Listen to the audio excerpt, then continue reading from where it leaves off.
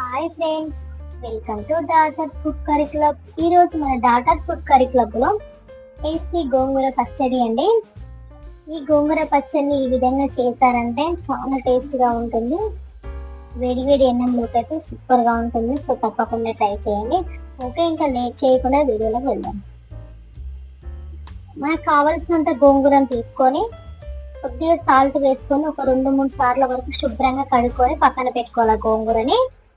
తర్వాత స్టవ్ మీద కడాయి పెట్టుకొని ఒక 1 టేబుల్ స్పూన్ వరకు ఆయిల్ వేసుకొని ఆయిల్ కొద్దిగా వేడయ్యాక మీ కారానికి తగ్గట్టుగా పచ్చిమిర్చిని వేసుకొని పచ్చివాసన లేకుండా వేయించుకోండి. ఇలా పచ్చిమిర్చిని ఇలా వైట్ కలర్ వచ్చేంత వరకు వేయించుకోవాలి. అలా అయితేనే పచ్చివాసన లేకుండా బాగా వేగిపోతాయి. అలా ఫ్రై అయిపోయిన తర్వాత పచ్చిమిర్చిని మరొక ప్లేట్లోకి తీసుకోవాలి. మళ్ళీ అదే కడాయిలో మనం ముందుగా శుభ్రం చేసుకున్న గోంగూరని యాడ్ చేసుకొని పచ్చివాసన లేకుండా అది కూడా ఫ్రై చేసుకున్న గోంగూరని అవసరమైతే ఒక 2-3 టేబుల్ స్పూన్ల నీళ్ళని కూడా యాడ్ చేసి పచ్చివాసన లేకుండా బాగా ఫ్రై చేసుకోవాలి. గోంగూరని ఇలా మధ్య మధ్యలో కలుపుతూ ఉడికించుకోండి, ఎందుకంటే అడుగంటకుండా ఉంటుంది మధ్య మధ్యలో కలపడం వల్ల. నేను అలా చూసుకోకపోవడం వల్ల అడుగంటిపోయింది. సో ఇలా బాగా పచ్చివాసన లేకుండా ఉడికించుకోండి. ఇది గోంగూర అయితే పూర్తిగా ఉడికిపోయింది. స్టవ్ ఆఫ్ చేసుకున్నాను. ఇప్పుడు ఒక మిక్సీ జార్ తీసుకొని అందులో మనం ముందుగా ఫ్రై చేసుకున్న పచ్చిమిర్చిని వేసుకొని ఒక 5-6 వెల్లుల్లి పొట్టు తీయకుండానే వేసుకోండి. 1 స్పూన్ వరకు జీలకర్ర, కొద్దిగా సాల్ట్, మీ రుచికి తగ్గట్టుగా సాల్ట్ వేసుకొని గ్రైండ్ చేసుకోవాలి. మరి మెత్తగా గ్రైండ్ చేసుకోవాలి, కొంచెం పచ్చగా గ్రైండ్ చేసుకోవాలి. ఇదిగో ఇలా గ్రైండ్ చేసుకోవాలి, కొంచెం పచ్చగా, మరి మెత్తగా కాకుండా.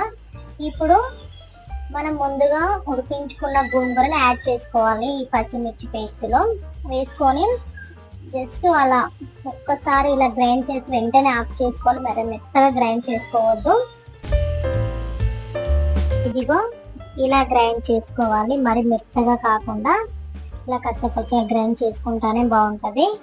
ఇంకా రోట్లో నూరుకున్నారంటే ఈ గోంగూర పచ్చడి చాలా టేస్టీగా ఉంటుంది. రోలు ఉన్న వాళ్ళు తప్పకుండా రోట్లోనే నూరండి, చాలా టేస్టీగా ఉంటుంది. ఇప్పుడు ఈ పచ్చడిని తాలింపు పెట్టుకోవాలి. ముందుగా కడాయిని స్టవ్ మీద పెట్టుకొని అందులో 1 టేబుల్ స్పూన్ వరకు నూనెని వేసి నూనె కొద్దిగా వేడయ్యాక 1 టేబుల్ స్పూన్ వరకు జీలకర్ర, ఒక 5-6 వెల్లుల్లి పొట్టు తీసిన వేసుకోండి. ఒక 5-6 ఎండుమిర్చీలు ఇలా మధ్యలో కట్ చేసి వేసుకోవాలి.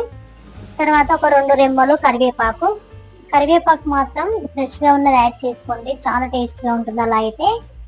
ఇప్పుడు ఈ తాలింపుని ఇలా ఫ్రై చేసుకొని మనం ముందుగా గ్రైండ్ చేసుకున్న గోంగూర పచ్చడి ఉంది కదా, గోంగూర పచ్చడిని ఈ తాలింపులో యాడ్ చేసుకోవాలి.